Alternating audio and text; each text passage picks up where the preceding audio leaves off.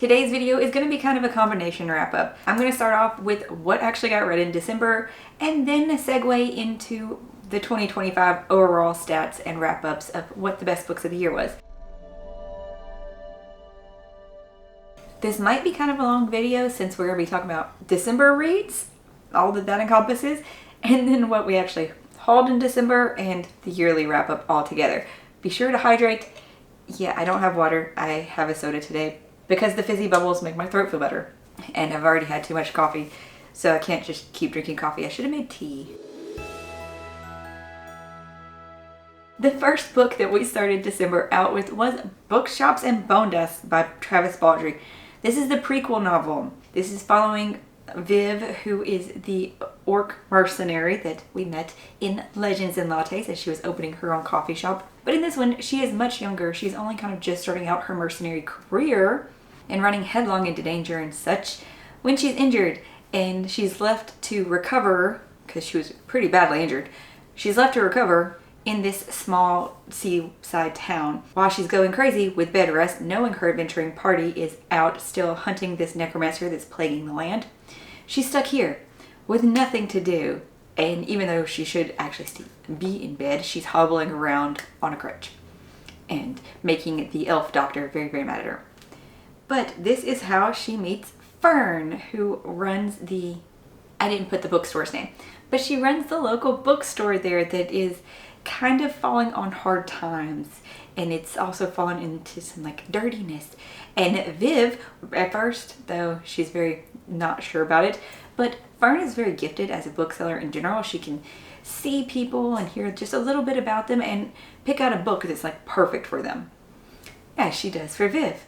And Viv reads it and she loves it, and thus a friendship starts. And obviously Viv's lifelong love of books starts from there too, kind of. And so Viv starts helping out at the bookshop. And now there's another cat joining me. Oh my goodness.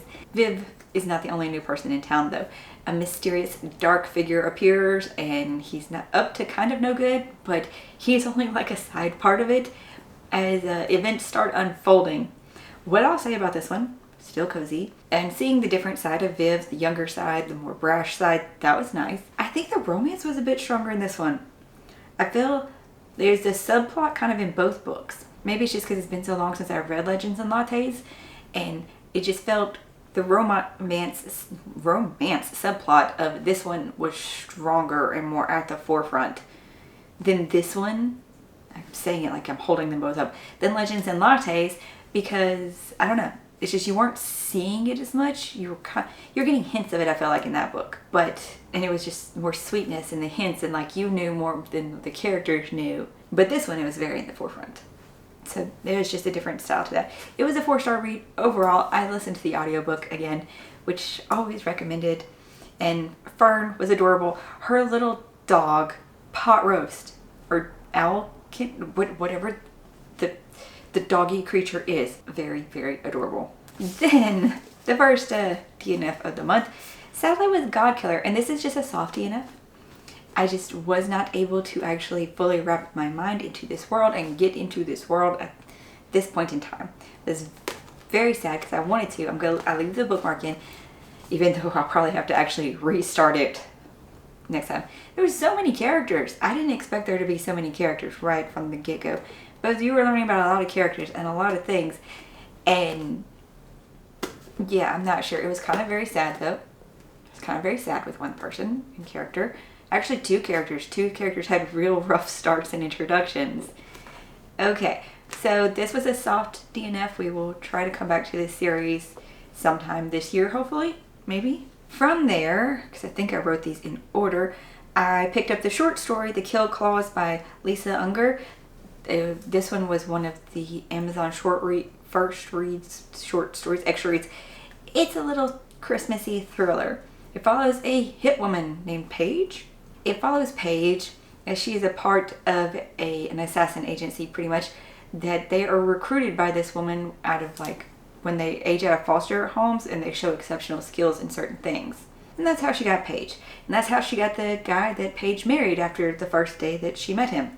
But pretty much it's called the Kill Clause because when they sign up with this agency, they sign into this kill clause that, like, if they ever do something, don't fulfill an assignment to the best of their abilities and what the agency expects, they'll be killed. That's the kill clause. After not being able to finish this one and the kind of whatever the short story was, I wanted a world where I already knew the characters, I already didn't have to think too much about them, right? And that would be what Dungeon Crawler Carl is. And I went into Eye of the Bedlam Bride, listening to it mostly. I think I looked at the ebook maybe a few times though, but oh my gosh. All right, on the co-pile, it came out to 5 stars. And I don't know, I'm debating with myself. Because yes, it's just there were some things, of course. This is book 5 in the Dungeon Crawler Carl series, so I feel like I can't tell you too much about it, except we get a forward or thing from Princess Donut, which she's kind of like recapping what's happened so far to this series. That was so awesome as she's talking to her princess posse, which is her fan club. That was so awesome. I'm just gonna say, I was so excited when the book started out with that. And then the prologue, you're in Odette's POV in Mordecai's games, seeing what actually happened. And then the things you find out about Odette in this book. And he pulls it off again with the epilogue. Like this man, and dropping bombshells in the epilogues that set you up for the next book and blow your mind. And wow did that come again. Carl went through a lot in this book though. He found out some things. It was really sad things. This was perfect to have read in December though, because what the premise of this book is, maybe I should say what the premise of the whole series is. I don't know. We'll get into that later, I guess. But this book, they took like a snapshot of a point in time on Earth, and that's where they put the crawlers. And it was December. And so there's like, everybody's there going about their daily life, but they're ghosts, like, because they're just after images. And if anybody walks through them or any of the crawlers walk through them, they just kind of, all of their items that they're wearing for some reason are really generated. And so those fall off of them. And then you just see arms and legs kind of walking around, or heads too. It's weird in that regards. It really is. But the system is definitely doing things. And oh my gosh, is that some stuff too. I love this book. It was so fun, and it was, oh, okay.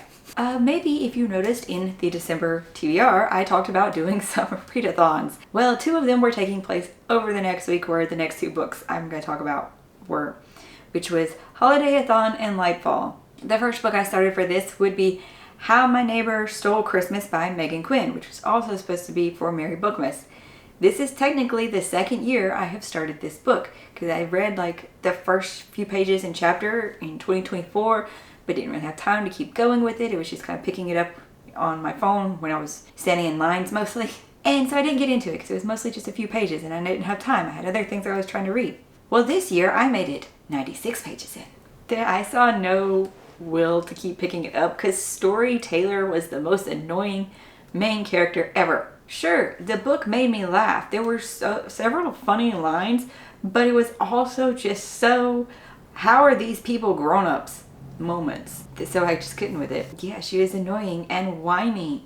Like, sure, she's doing this nice thing, but she's kind of complaining about it the whole time. And I don't want to sit here and keep reading about her complaining about doing this thing that's supposed to be holly and jolly and Christmassy. And I thought it was a grumpy sunshine, but she's not really sunshine. I can relate to the accident proneness, sure. Okay.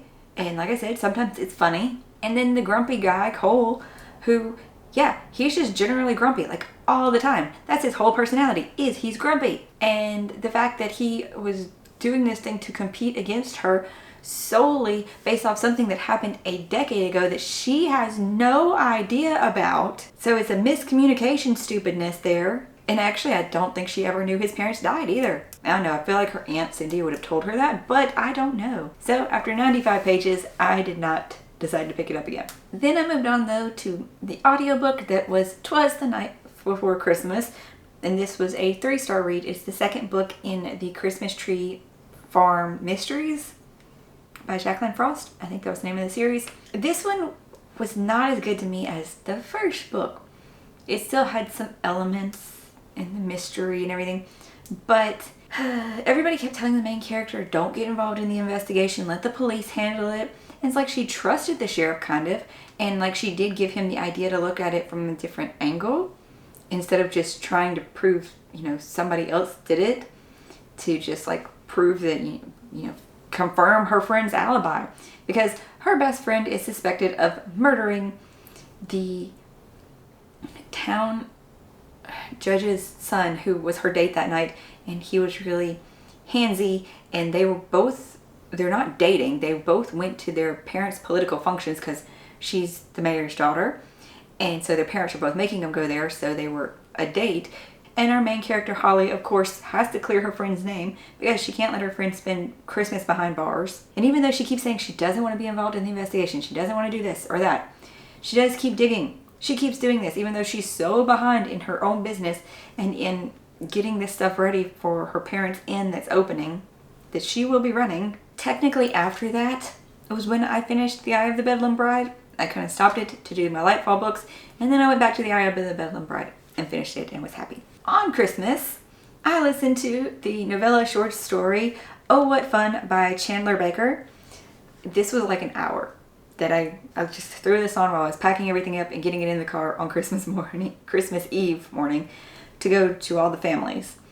And this was fun. This is following what's the family's name? Gloucester family, who their mom always does big over-the-top Christmases and brings all the Christmas spirit and does all the cooking and Christmas activities, and she's like just the spirit of Christmas, and she loves all the things, and the kids always expect all these things, and they come home for this, and she only kind of wanted one thing for Christmas, and it didn't happen, but she got this big outing together for the family to go do. But due to some miscommunications, Mom got left behind, and they all went without her. From this, though, she kind of disappears. This is all told from the perspective of one of the adult children as they're like thinking back, and it's kind of explained why it's told like this at the end. Very interesting, very amusing, and kind of touching. Because, when you're the one that makes all the Christmas happen, it makes you feel seen a little bit. Yes, it does. From that, though, the last thing that we read in 2025 would be We Who Will Die by Stacia Stark. This was a 3.75 stars. Almost 4. There's just a few things that I'm very afraid that this one, it's not even that this book did particularly, it's what, I shouldn't judge it by what I think is going to come in the series, it's just how this kind of set up. This was very cool though. I got the audio arc from Harper Audio, so very thank you to them on NetGalley, and a spectacular job of an audiobook. This is all told from Arvel Dawson's perspective, so all from our female main character's perspective. You still get 2 narrators, so you have a male narrator for the male characters, and it's perfect, especially because both of the narrators, I guess I'll just sing their praises for a minute, they lean into it. It is actual like voice acting into it, because they will make like the inflections in their tones, different sound voices of course for different characters, and things like sighs or laughs. They might have just said like, they laughed and everything. They're actually doing it. So especially the male main characters, like their chuckles and stuff. Oh my gosh. So good. You're following Arvel though, who is struggling in the Thorn district of this empire that is ruled over by vampires. And in the Thorn, it's kind of the lower end district, and she is just struggling as a guard for hire to care for her 2 younger brothers. They're twins that I think were 14 if I remember right. And Arvel is only like 24, but she won a competition. What age would it have been? 18 maybe? Because I think it's been 6 years since then. And that was like a world changing thing, because people die in this compulsory competition. It can be a fight to the death. It could just be to defeat, or it could be to the death, depending on your opponent's choice. But the Emperor made these compulsory, and these are called the Sands. And from the winners of the Sands, you get the opportunity to compete in the Sundering Trials, which is a group of 3 trials that the elite guards of the Empire are chosen from these trials. They might be part of a special unit that guards, the Emperor and his 2 sons, or just elite guards that preside over the military forces and things like that. But you have to have won the Sands competition. That is why Arvel is chosen, though. One of the reasons. Somebody comes to her and says, proposes her to do this task to save her brother. Now, see, that's what the description tells you. It doesn't tell you that she doesn't have much of a choice, because the somebody is also a vampire, you might say that. He's literally pretty much killing her brother in front of her and withholding the medicine he needs and making it worse right there in front of her. So she doesn't really have much of a choice. She kind of has to agree to go do this impossible job of killing the emperor so her little brother won't die. And I really appreciated that Arvel, even though yes, 24 is not that old. A lot of YA books start with that first trial of her going to training and going to the Sands and the losses she suffers there, everything that changes of her life there. But now we're getting the older version, the what should be wiser version, also more jaded version a bit. So we are getting somebody who's already gone through this horrible, life-changing, heart-shattering thing when they were younger. And I really appreciated that aspect of it. And the narrators, of course. For romanticy, that does not kick in for a while. Of course, there are interactions with the main character and some other male characters that are, in positions like the back of the book said. There's something revealed about one of those said characters, which I did pick up on. I guess it pretty early, but it came out to be true. Yay me for that. And it was interesting. Now see, that's where it could get mad. I could get mad in the next book though. It's also setting things up with Prince Rorik, which yes, there is a little bit of bantering, sure. But oh my gosh, if it leans into that, I will actually be so mad because of what we find out about that other character, which I can't get into because I don't want to spoil that. You'll figure it out when you read the book. But the world itself is really, really cool. The magic systems, the peoples. That was actually one thing that was a detraction. You're thrown all this information kind of really, really early on. It does circle back to it later. So if you're overwhelmed and don't remember all of it, you will see some things. There's so much fantasy and world building to this that it's very good. We could lean more into that and maybe hardly even have this be a romantasy. Realistically, I think it could stand. And the trials. Oh my gosh, this book mentioned trials in the description. And did we get trials? Yes, we got trials. We also got the training for the trials. Even in between the different trials, mentions of training, mentions of having to struggle. She was not perfect at it right away. It was so good. Okay, maybe it could be a 4-star book. Maybe I should round it up from what my first review was. Okay.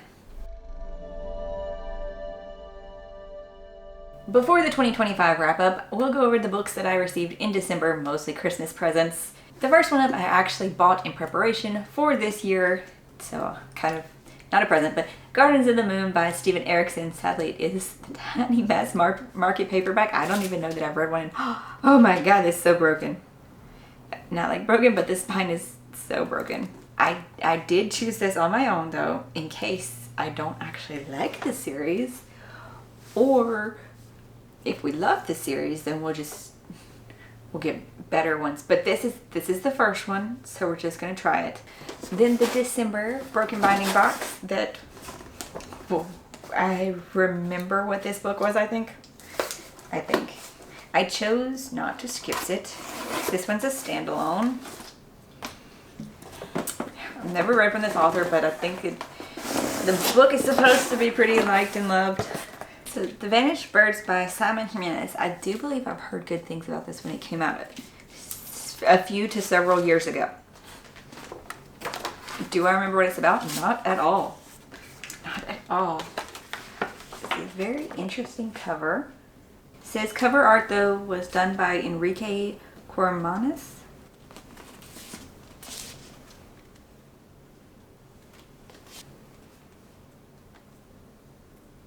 I do love all the musicaliness, though. The in-paper art was done by Jiang Zhang, and the art direction was by Petra Clea. My sweet younger sister sent us the whole manga series for Yatsobi. I might have missed that. She said she loved the series when she read it, so she hoped that me and the kids like it as well. And the cat is getting into the paper. Stop it. The final ones were a present from my husband, and that would be The Enchanted Greenhouse by Sarah Beth Durst, which which I'm very excited to hopefully get to this month. I'm supposed to. That's what the TBR game said. Oh, this is the second book in the same world as The Spell Shop. Then there was The Night and the Moth by Rachel Gillick, which is the first in the Stonewater Kingdom. That I do still need to read her other series, finish it, but I want to get to this one. Everybody raved about it this year, so I want to try it. I want to find out for myself. And finally, I need to get to the first one in this series, but The Strength of the Few by James Islington. The second book in the Hierarchy series. Really, really want to read this one. Like, really, really want to get to this one now. But I did say I was going to read the other one. Do they have swords? Okay, no, don't look at the cover picture. Don't look at the cover picture because I'm going to read the other one first. So those are all the books that I got in December to add to the bookshelf that is already full. And another bookshelf. Don't know where I'm going to put another bookshelf, but I do need more shelf space.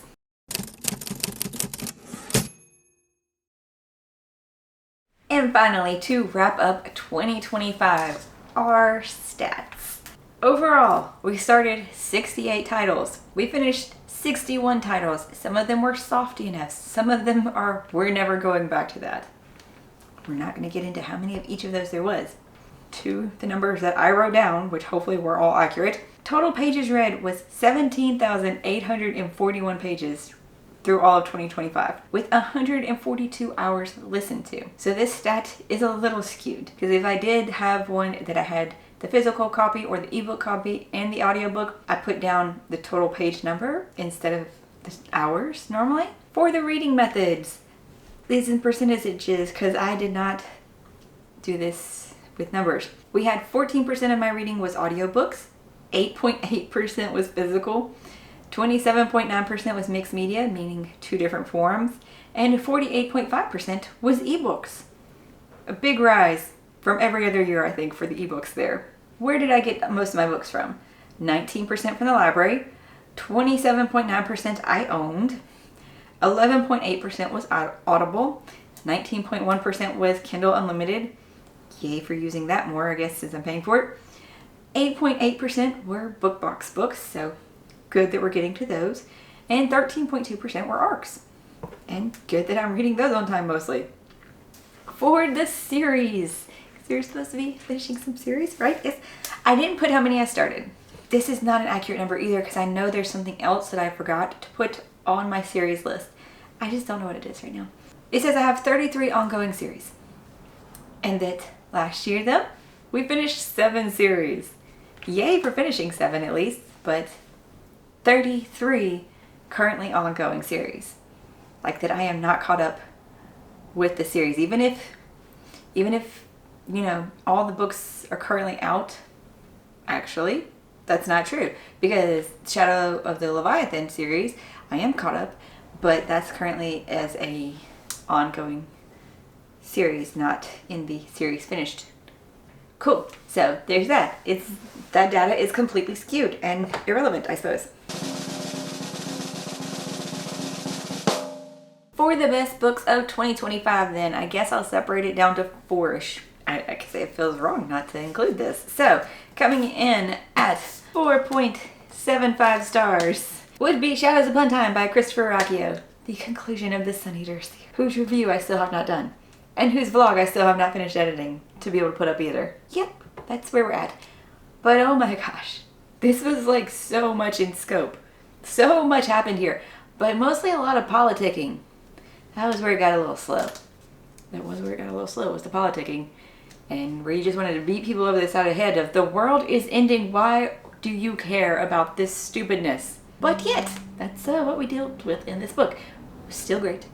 Oh my god. One thing about the ending though, why you gotta end it like that? Why you gotta end it like that? And I can't say what that is. So, this was 4th place. That's crazy. In 3rd place, also coming in, I think at 4.75, might have been 4.5 stars, was Blood Over Brighthaven by M.L. Long. This one dealt with a lot. And it was heavy and it makes you think a lot. And it was just, oh my god, in its thing.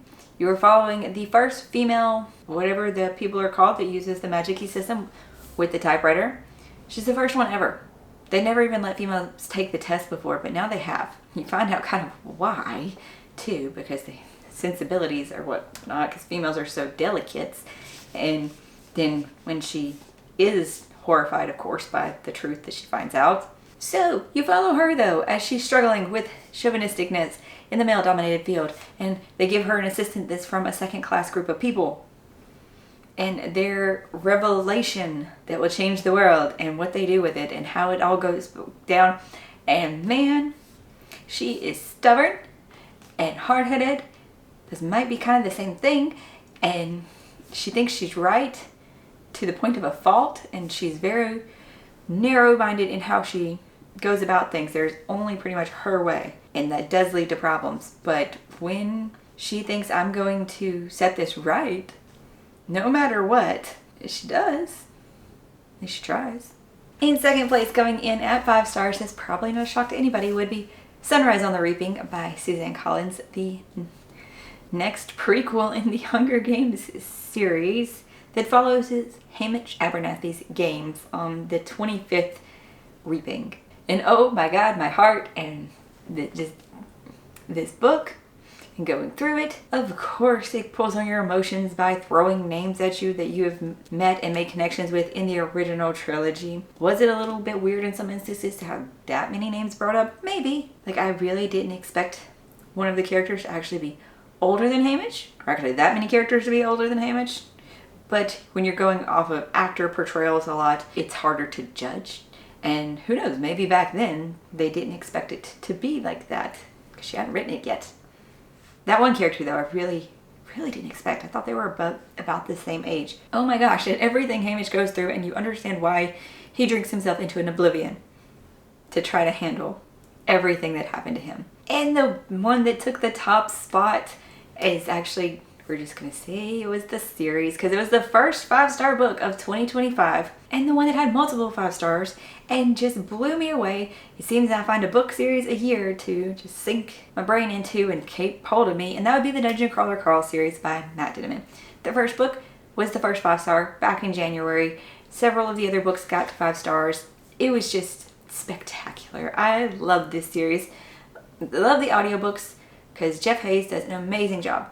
The first book I did do the ebook with, and I started the audiobook on book 2, and it was a bit of a transition. Getting used to the voices was a transition.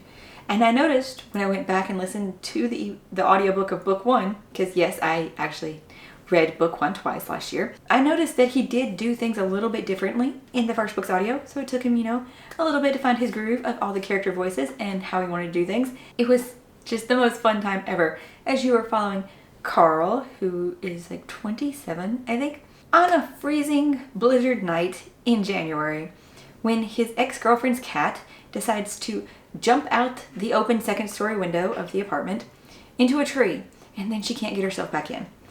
And he can't find his shoes that he left possibly downstairs, so he throws his girlfriend's Crocs on, runs out to try to get the cat in because she's a show cat. She has no survival skills outside. That just happened to save his life because all the buildings in the world collapse down into the ground.